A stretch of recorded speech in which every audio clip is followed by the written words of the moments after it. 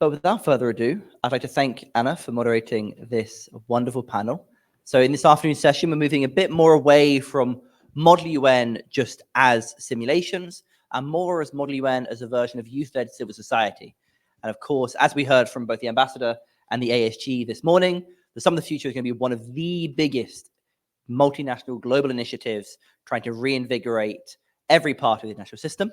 And we, of course, believe the Model UN is a part of that, but we want to hear a bit more about what can global youth do to encourage the process of Summit of the Future, and how can we operate more effectively within these boundaries. So I'll give it over to Anna, and might as well just give her a quick little beginning round of applause and get to it. Thank you, Philip. Hi, all. I'm so glad that you've made it to this session on working with youth as global citizens and the role of the Summit to the Future. Youth are paramount in the discussions that carry over through our political spheres and to our policymakers. They are policy movers and shakers, and they are the future. So by engaging with youth as the global citizens that they are, we can endeavor to create a brighter future. And that is what all of these esteemed panelists here are going to be able to talk about. I want to introduce them kind of one by one. I'm going to kind of go out of order since my bios are a little bit out of order on my sheet. So if you would give a little raise of your hand to notify who you are, that would be fabulous. So first is Judith Cunningham. She is the founder and chief strategy officer of the Montessori Model UN, experienced strategic director with a demonstrated history of working with students and teachers in global citizenship and peace education. Montessori professional graduate from the Centro Montessori Internazionale in Italy, the University of South Carolina, and Southern Methodist University. Sorry about that. Next is Ose Ehianeta, Arheghan, and they are a youth observer for the UNUSA, a journalist and community organizer with a passion for LGBTQ+ rights, focusing on queer and trans youth of color. A Truman Scholar with bachelor's degrees in Chinese and political science, they have received numerous accolades, including being named a GLAAD 20 Under 20 Rising Star in a Matthew Shepard Foundation Spirit of Matthew awardee. Since 2018, they have been an active member of the United Nations Association and have presented at various conferences and workshops exploring queerness, race, and youth intersections. Next, I have Ali Mustafa, whom is an advisor of the UNDGC Youth Rep Steering Committee and a youth development professional with over 13 years of experience as a human rights advocate and youth mobilizing force. He has worked with numerous multilateral organizations in various capacities and has developed programs on youth and gender. Ali founded the GNVOY in 2009, a youth-led and youth-focused movement. Next would be Ishaan Shah, the co-coordinator for Youth and Gender Summit for the Future. Ishaan Shah is a 20-year-old international human rights, gender, equality, and climate action leader. He's the founding director of Stolen Dreams and co-founder of the Youth for Freedom Collective, two international youth-led collectives working with stakeholders to counter contemporary forms of slavery and trafficking in persons through education, advocacy, and policy. Next would be Bill Yodif once more. The WFUNA Model UN co-coordinator. Mr. Bill Yodif is currently the Model UN co-coordinator for WFUNA. Prior to working at WFUNA, Mr. Yodif was a project manager for the United Nations Global Teaching and Learning Project within the Outreach Division of the United Nations Department of Public Information for more than 14 years. He was responsible for creating educational materials for schools around the world on the United Nations and global issues on its agenda. In addition, he also organized various global video conferences for students and teachers each year at the United Nations headquarters on human rights, the legacy of transatlantic slave trade, and the observance for the International Day of Peace. With that, I'm going to pass it to my esteemed panelists, and so they can give their thoughts on working with youth as global citizens and the role of the Summit for the Future. Thank you. Good afternoon. I am super excited to be here. A little bit about my role and how it relates to the topic for today's panel. As the Youth Observer to the UN for the United Nations Association, I represent about 16,000 young people participating in over 100 collegiate and high school chapters of the United Nations Association here in the US. That is a significant number of American youth who have dedicated most of their childhood to advancing the Sustainable Development Goals, both here in the United States and also abroad. My job is to make sure that the voices of those young people and the initiatives that they're spearheading in their local community are represented in places like the UN, whether that be the Summit of the Future, whether that be General Assembly, whether that be the ECOSOC Youth Forum.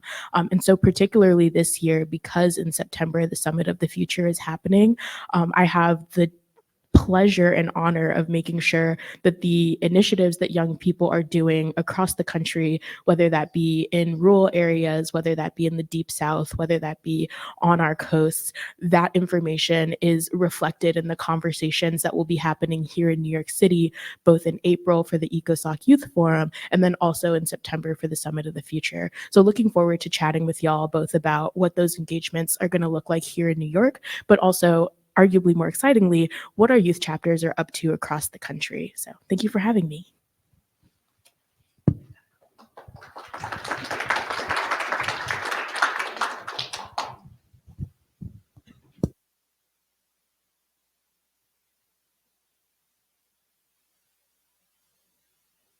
Yeah.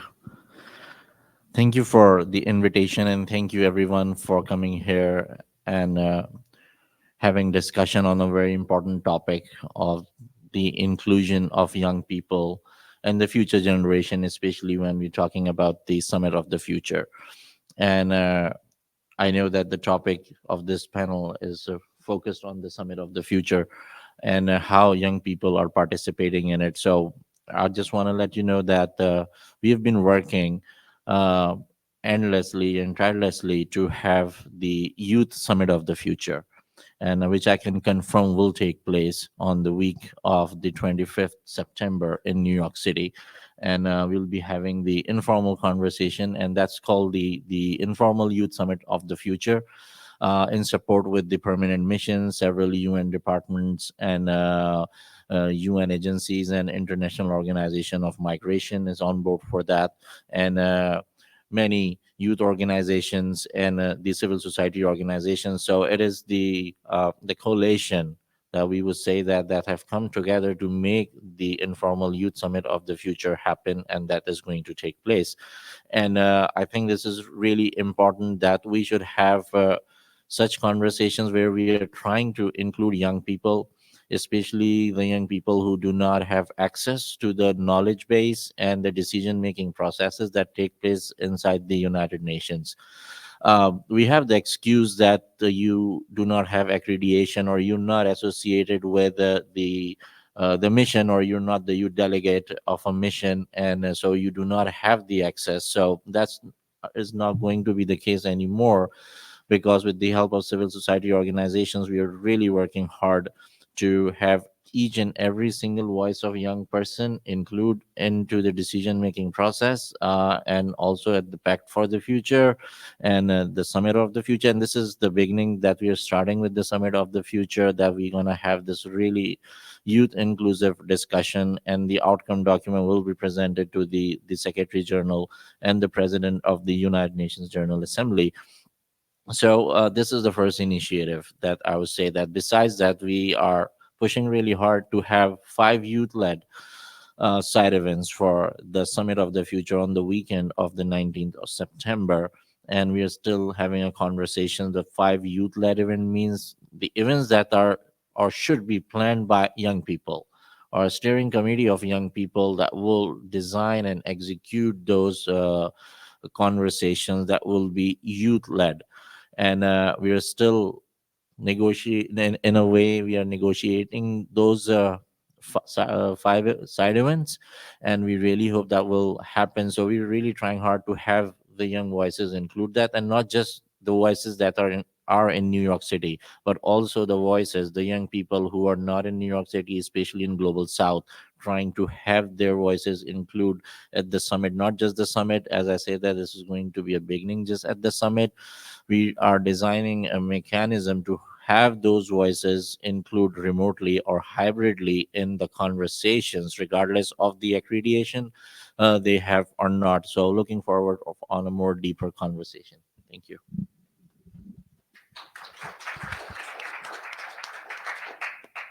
Thank you. Thank you very much for having me here today as well. It's great to be with you all. Just a show of hands, how many people know what the Summer of the Future is?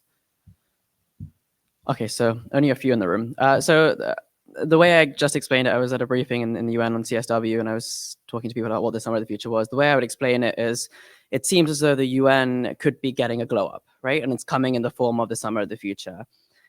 Think of it as group therapy. 193 member states sat around a room, except they're discussing how they can rebuild trust with each other, rebuild trust in multilateralism, revamp and make a remix of the multilateral system in essence, and really deliver on the UN Charter and the Sustainable Development Goals. So really looking at the institutional shifts that are needed.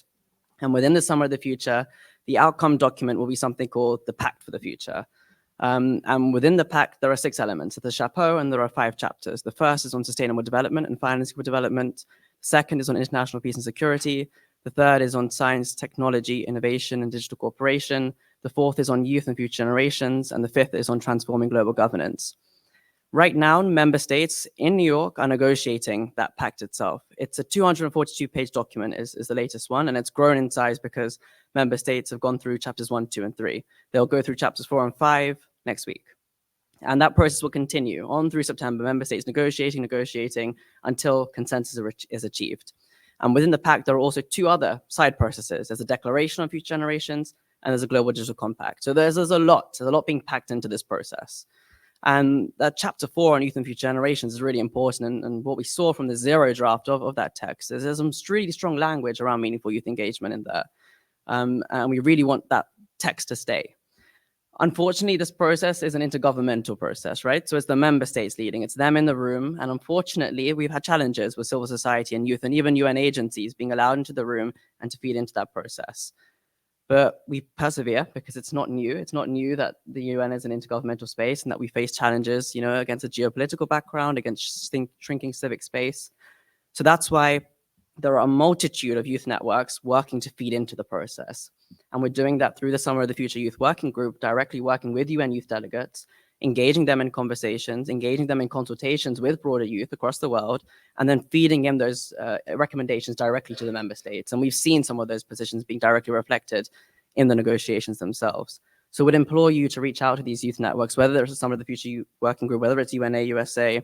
The Major Group on Children and Youth also has a number of avenues for engagement. Plan International has a survey. UNDP, in collaboration with a bunch of UN organizations, has just released an open call for surveys. But it's something that, despite this being such a closed process, actually there is spaces for engagement. I think that's one of the things we need to make clear. Also, I'm not sure if anyone has read the 242 pages, and I know someone in the room at the back has. But from our perspective and coming from the background as a UN woman, national gender youth advocate, that Pact for the Future as it stands is not a feminist pact for the future. It's the member states sitting in the room and they're negotiating agreed language and they're renegotiating already agreed language. I think that we as youth need to look at the Summer of the Future beyond just the formal process that's happening in the intergovernmental sphere. Look at it as something that is a process that goes beyond September. What is the UN that we really need to see? How can we breathe fresh air into the system? How can we reimagine? How can we co-create? And how can we co-lead a system that will not only positively benefit the generations that already exist, but the generations to come too? But please do feel free to engage with us, because we're looking to engage more people, more young people, and build more momentum and movement building around the summit itself.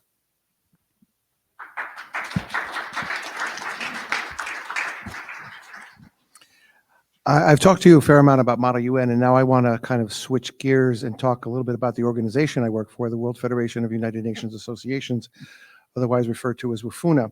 I want to read from our mission statement so you can sort of see how this intersects with the theme of this panel.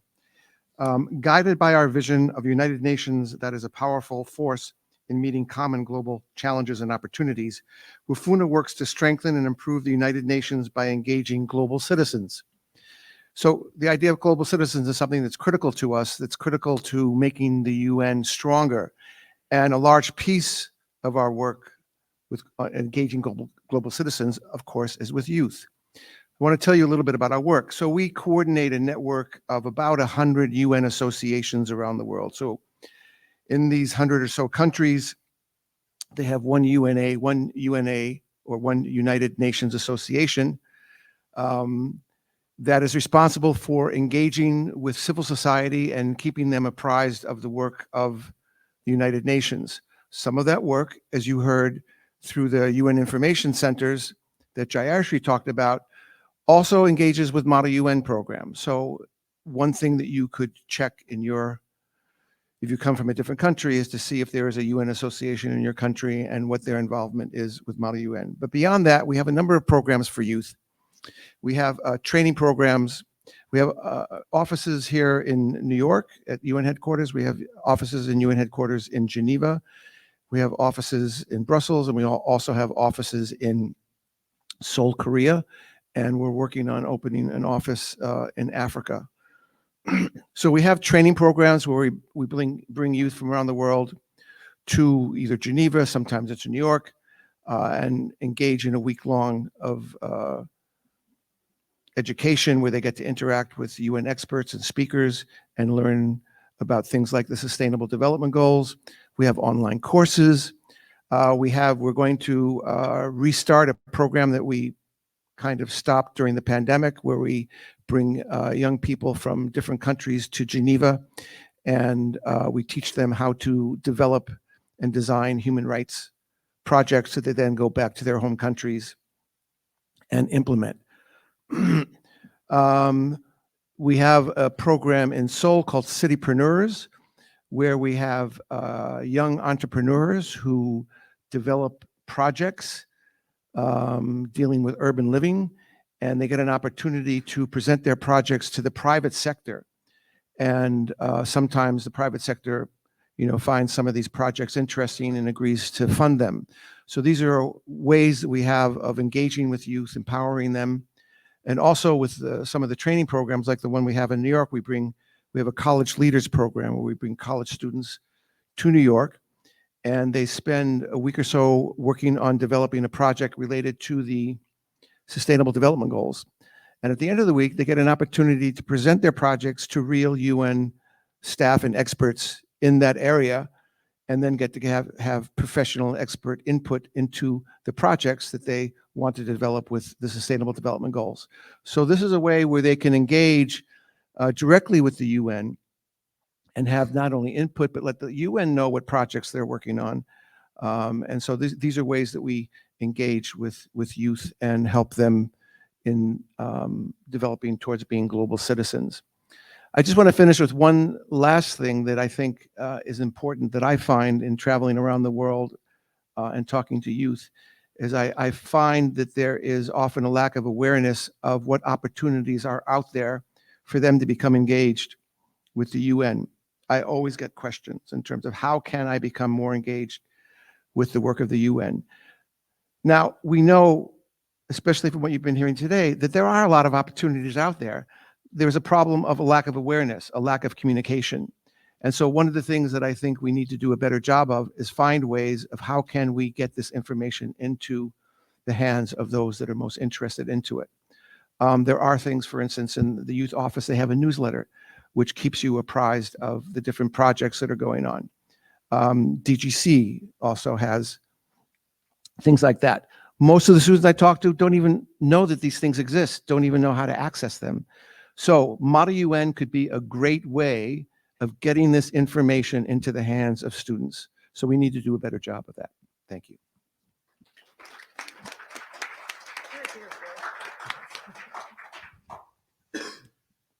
Okay. Thank you for inviting us, Philippe. And let me begin by asking you all a question. How many of you believe that youth have the power to change the world? Mm-hmm. I think I like Philippe's answer. Well, I'm going to share our story with you, in which we never intended to start an international program of Model UN, but it so happened that as we worked with young people and we found what their interests and their capabilities were, that we began a journey from students to delegates to agents of change.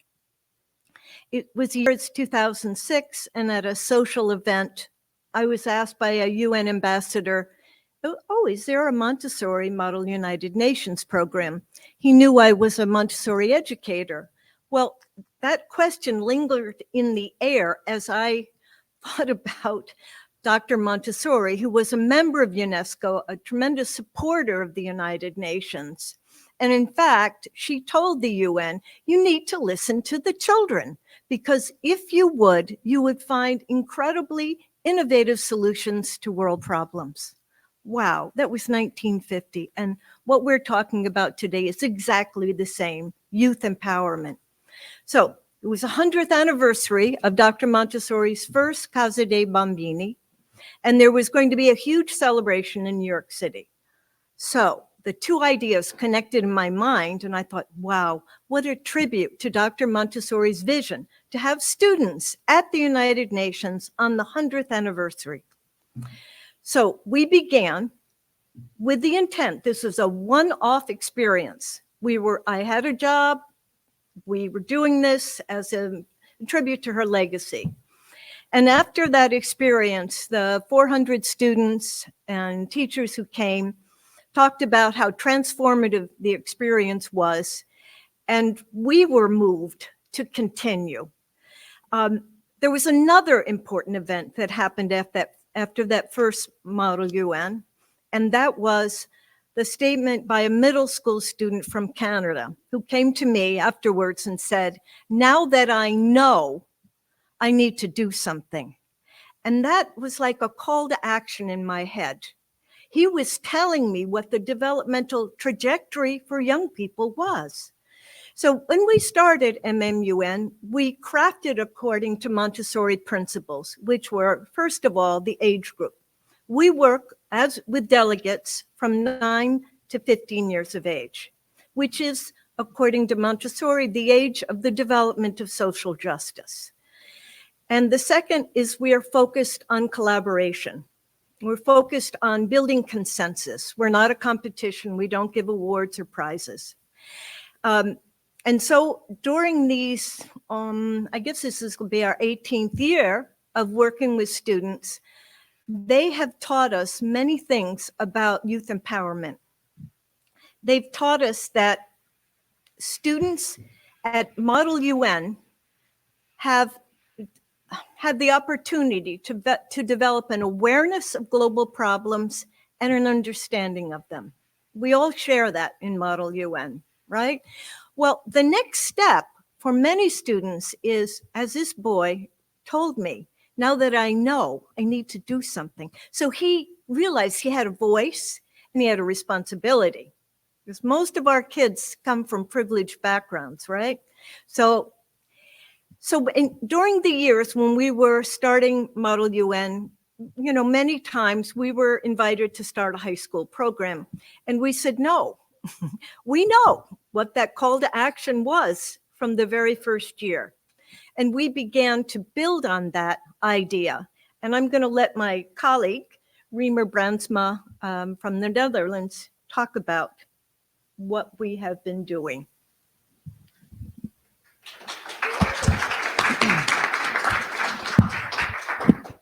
Yes, thank you. So I will give you a short, brief explanation about some examples, what we have done.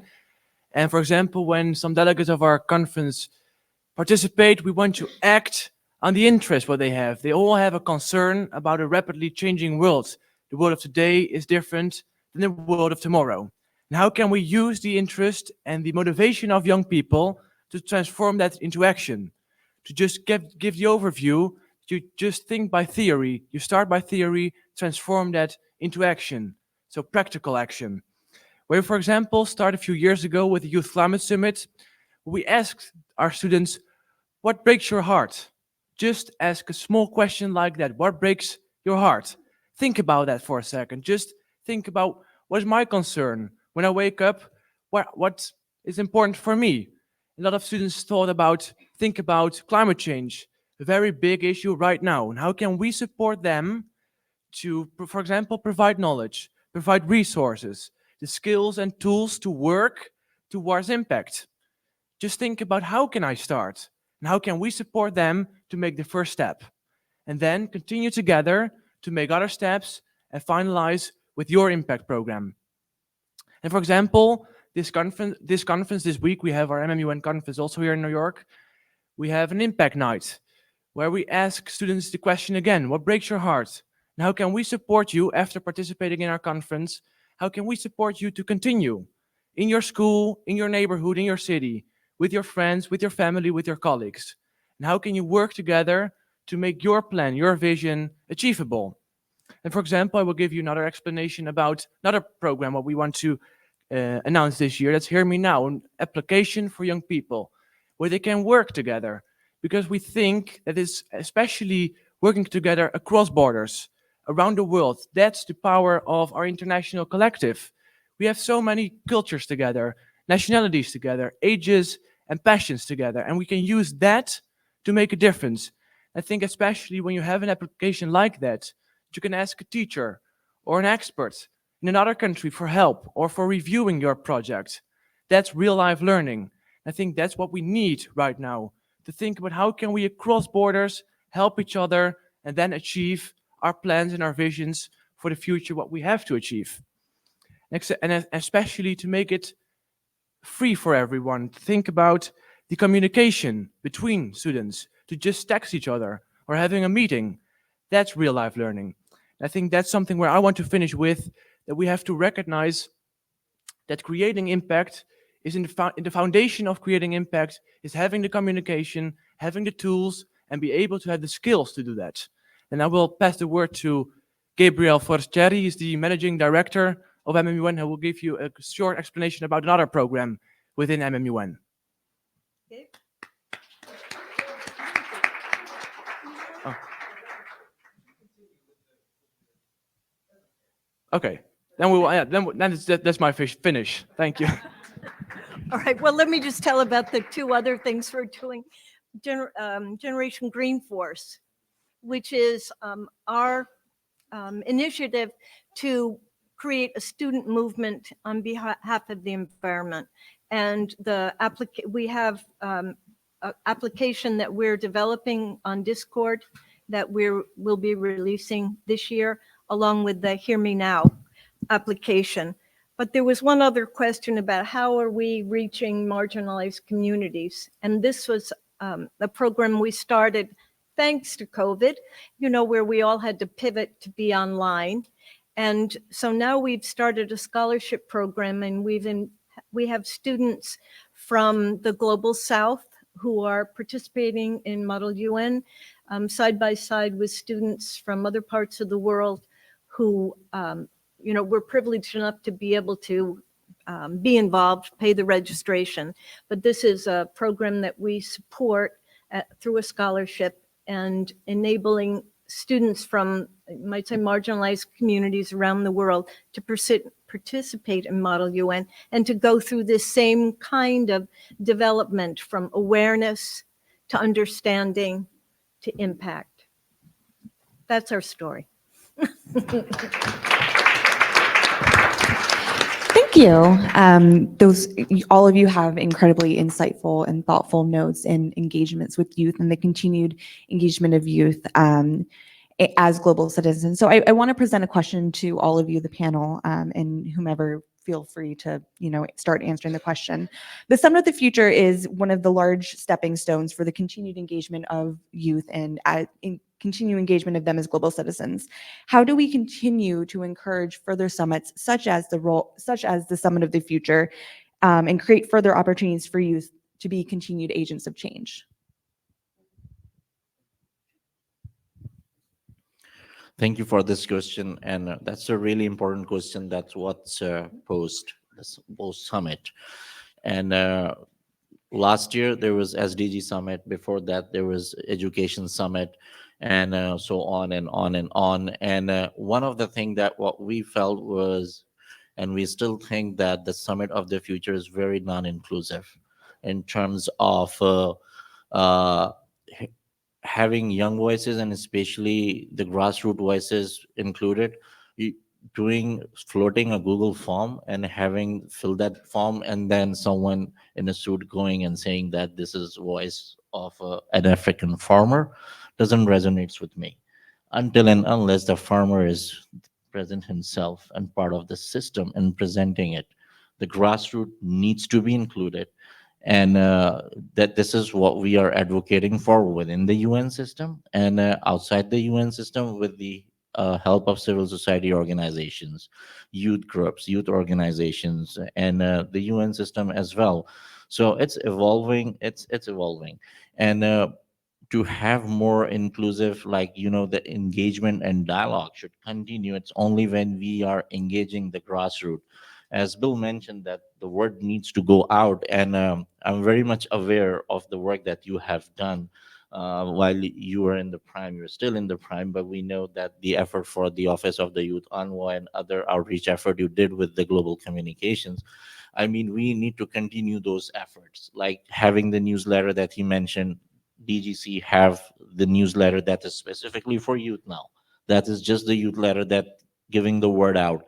But again, giving the word out is not enough unless and until we are engaging with them directly, because we believe, young people believe, that a lot of young people believe that there is a lot of bureaucracy and a gatekeeping when it comes for the young people to get engaged. And then again, the system will come in, and then we have barriers there. We need to reevaluate those barriers, and those barriers need to be reevaluated on practical grounds. Until and unless we're not engaging those grassroots voices, those grassroots actions, and directly into the decision making processes that we are having at the UN. Because when we go talk to a young person, we're doing consultations on different issues, talking to them on different topics. One thing is really common, that they have a distrust in the governments, especially in global south. When there is a distrust in governments, then how their voice is going to reach at the mission that is in Geneva, New York, Austria, or Nairobi. So there has to be a mechanism that is directly connected with the grassroots, with to the decision makers here in New York, in New York headquarters, regardless of accreditation they have it or no, if they're affiliated with any organization or no. So with the Department of Global Communication, especially the steering committee that we are part of, the Youth Steering Committee, we are actively trying to build a mechanism that is connected. So I think this is the need, that we really need to get connect with the roots to have the further conversations. If you're not connected with the roots of the problem, for the people, SDGs till 2030 is just going to be a dream. And again, the conversation that's going to happen at the Summit of the Future, it will be just another summit, another outcome document. Next year we will be completely forgetting about the Summit of the Future and its document, if it's not practical and if it's not connected with the grassroots, with the people who are actually suffering the problems. Even they don't have electricity, they have never seen internet in their life. So we really need a mechanism to engage those people to have the further conversations. Thank you.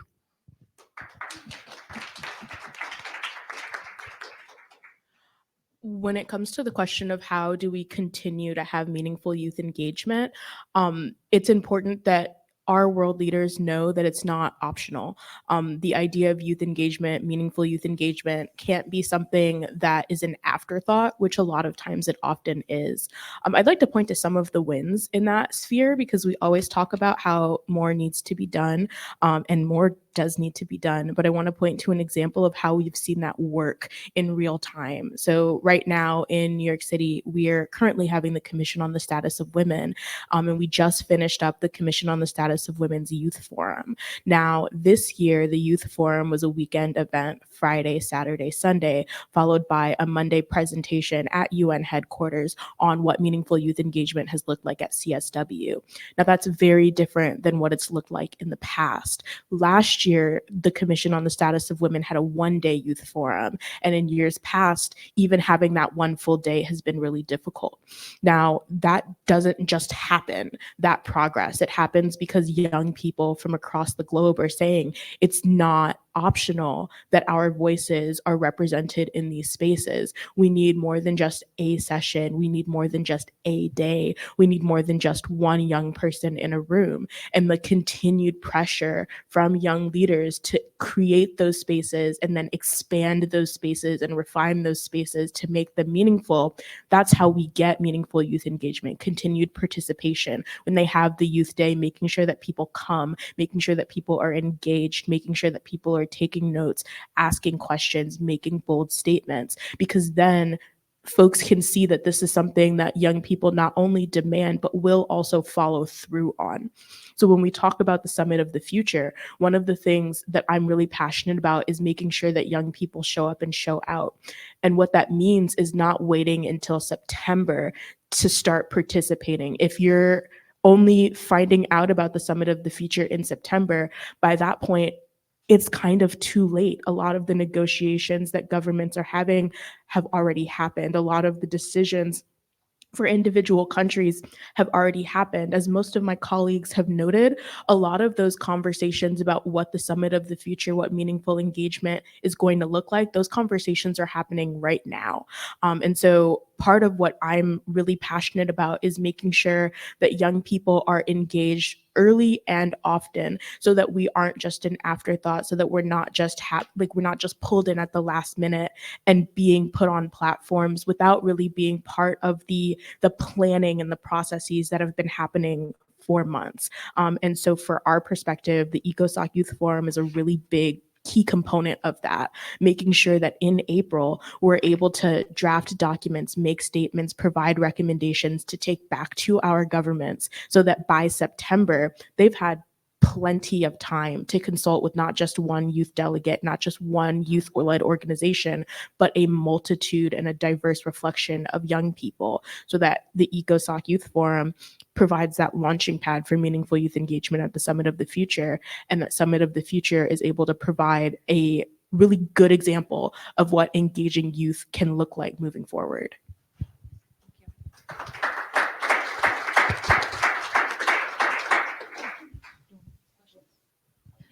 All right. Are there any questions in the group then? In the way back. Sure, no worries. You had to go with the table at the back. FYI, this I believe, as the gentleman Ishaan mentioned, definitely has read all 200 and X pages. Just out of curiosity, for those of you who have read the 242 pages, chapter 4 on youth and future generations, what is missing in the panelist view from that rather long document? Thank you. Okay, thank you. Should we take any further questions? Oh. Sure, yeah, maybe. On there. So my question is to Ali. You were talking about the participation of grassroots. My question is that how do you ensure that the grassroots are being treated as partners, not subjects? There's actually one online. In terms of youth being provided these spaces, what is the balance that should be struck between these spaces being active in there versus integration into current sort of organized processes? Essentially, does the panel feel that there's sometimes an issue where youth are marginalized in their own events and groups compared to being brought together? And that links maybe a little bit to the intergovernmental sort of issue that does arise. So there we are. Thank you.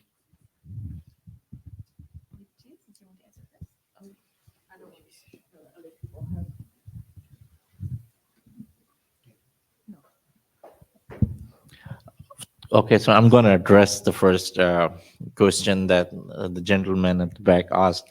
What's missing in the 242 documents? Again, the element of the grassroots, the issues, the key problems, and again, the willingness of connecting with the actual people who are having the problem. So it's missing, but it's going to be there because the consultation is still going on. And the conversation is still going on. There are youth groups, and there are civil society organizations, and there are academia that are involved, and they're pushing hard for that. And the second question that you asked, like how to ensure that grassroots are treated as partners, not as a commodity or just as a subject, is because the first thing is that we have to respect the local cultures, languages. Language is one big part of inclusion. All the conversations that we happen are in English or either in French, but I'm gonna speak with what we're gonna do. We're doing the Youth Summit of the Future, and it's not just gonna take place in New York. It is going to take place in 5 different countries on the same day. on different timings in their time zones. And those 5 countries are Egypt, Chad, India, Pakistan, and Mexico. In 5 these countries, along with New York, in New York, it's gonna happen. Those summits or those programs are gonna take place in person in those countries are going to be in their local languages. They are going to be in their local speakers. They know the topic. They know the 5 chapters of the Summit of the Future. The thing is that those conversation needs to be go further on the grassroots.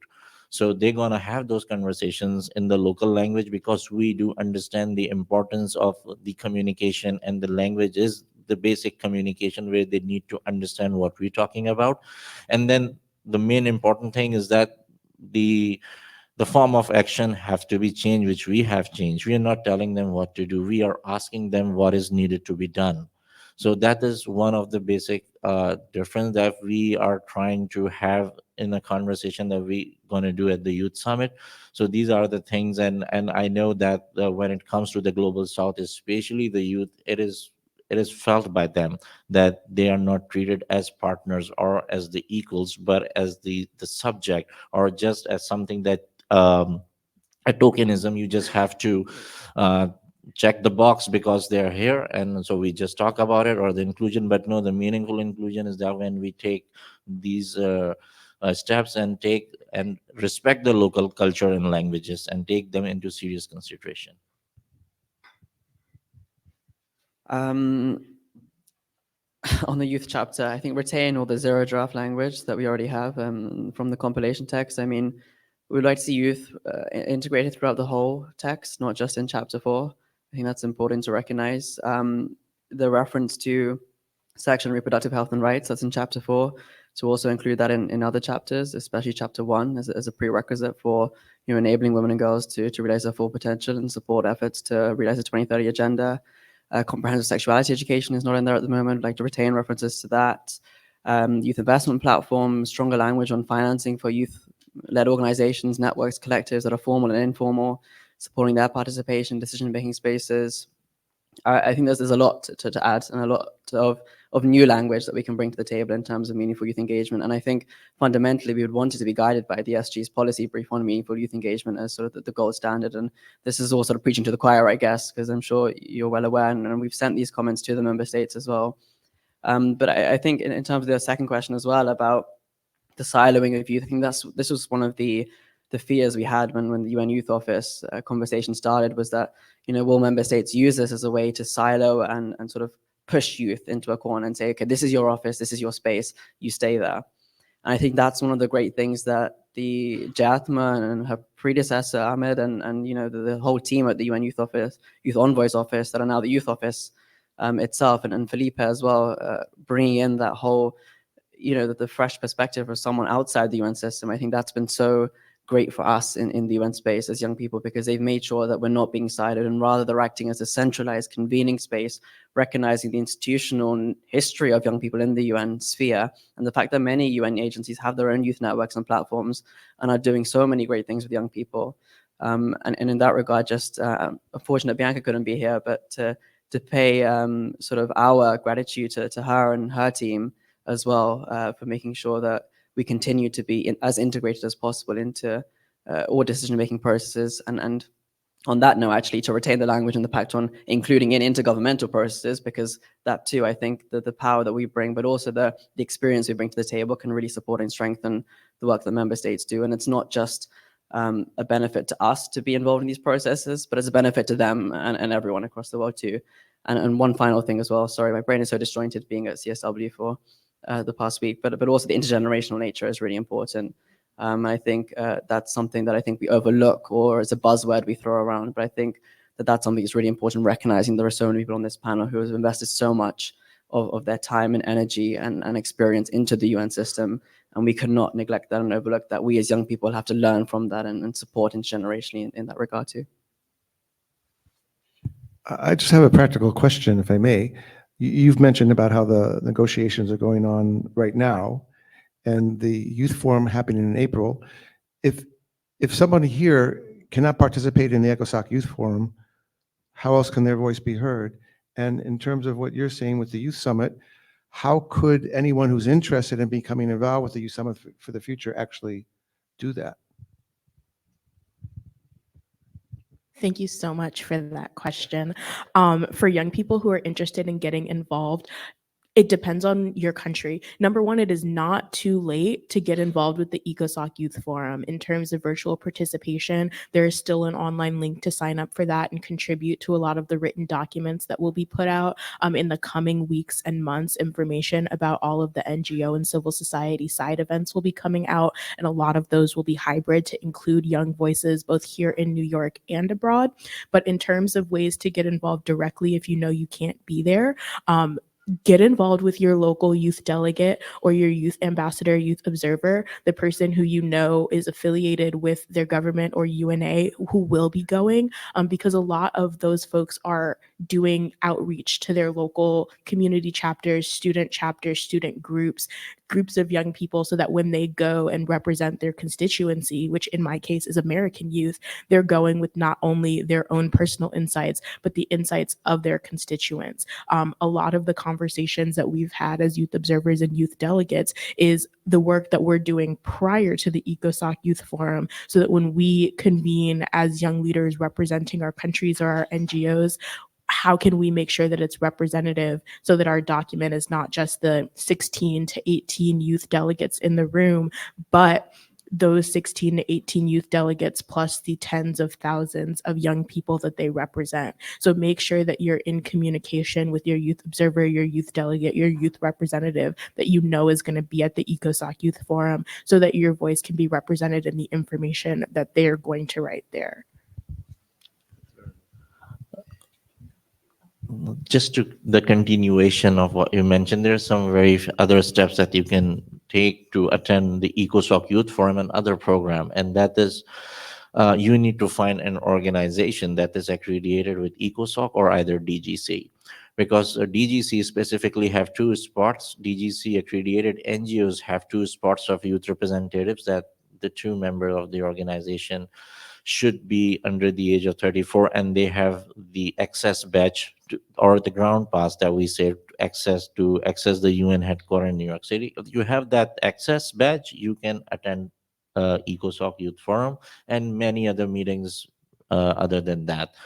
And similar goes for the ECOSOC. If there is an NGO that is accredited with the ECOSOC, you can again find the ground pass with them. And I know a lot of organizations, they do look for the youth representatives because they don't have the youth representatives, especially in New York City. Or if you're from the tri-state area, it's easy for you to come and attend. Other than that, I think there is still an MGC-wise call is going out for an interest to attend the conference. I know that the invitation letters are already gone out, but it's still there is an interest form out there. If you look online on the MGC-wise website, you can still register to be the delegate there.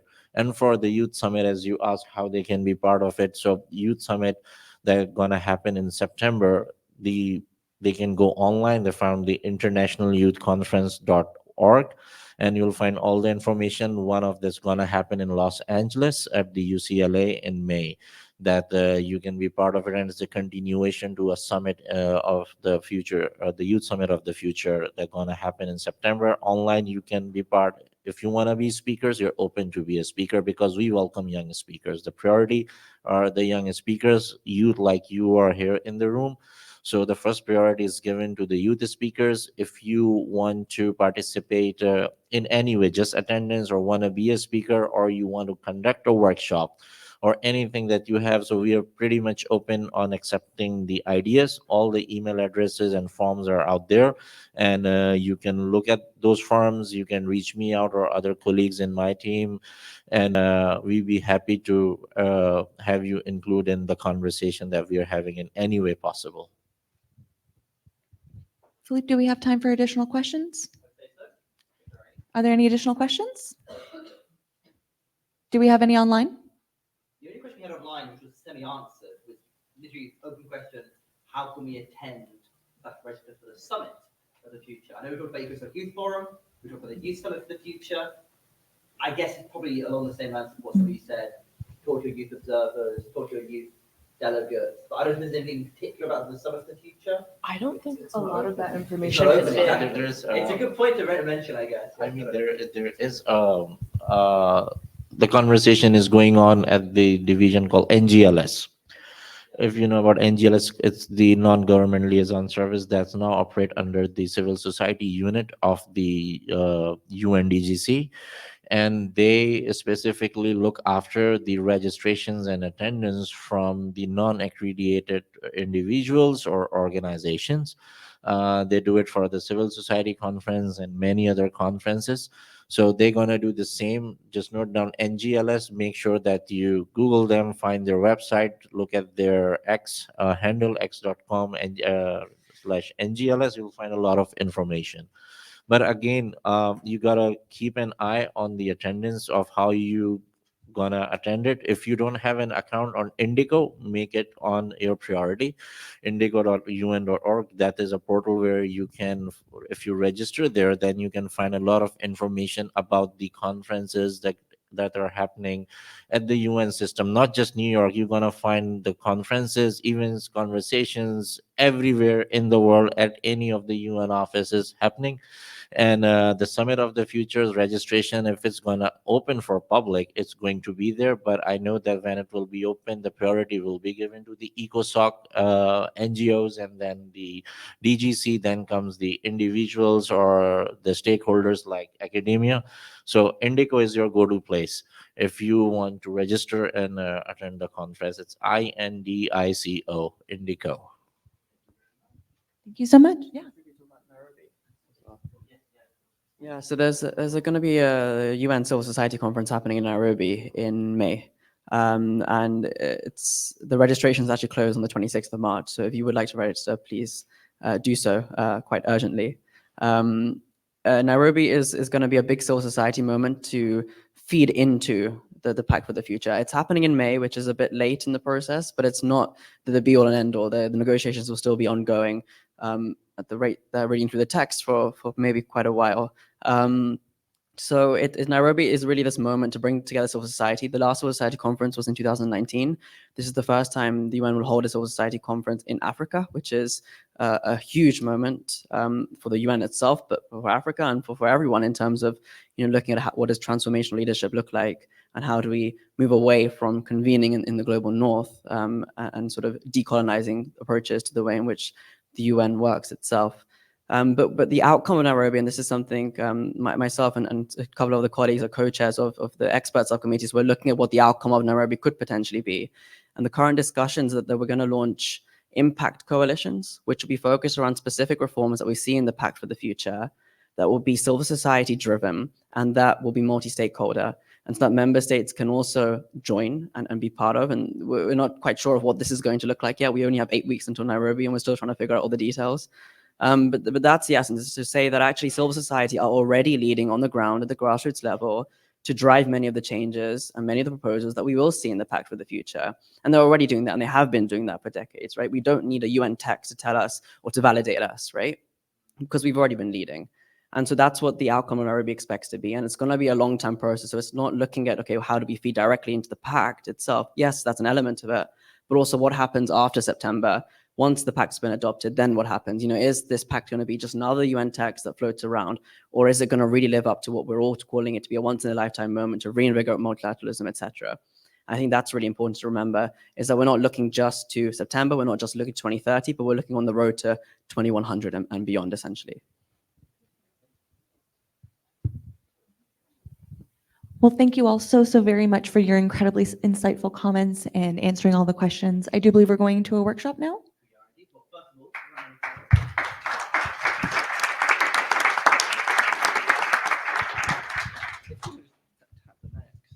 Indeed.